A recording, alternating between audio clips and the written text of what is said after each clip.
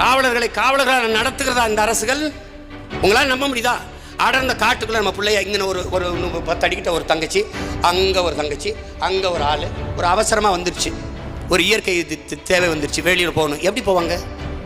ஏதாவது வச்சிருக்கியா? கேரவன் வச்சிருக்கியா? பாதுகாப்பு வண்டி வச்சிருக்கியா? ஒத்தையில் காட்டுக்குள்ள நிறுத்திக்கா? என்னனே அப்படி நீ பெரிய இவனி போய் பினராயி விஜயனை பாருங்க, அப்படித்தான் போறாரா? இல்லை மம்தா பானர்ஜி அப்படித்தான் போறாங்களா? பெருந்தலைவர் காமராஜர் இப்படித்தான் போனாரா? இப்படிதான் போனாரா? காவலர்கள் என் மக்களுக்கு பாதுகாப்பு கொடுக்க, உங்களுக்கு கொடுக்க அல்ல. தலைவன் மக்களின் காவலனா இருக்கணும்.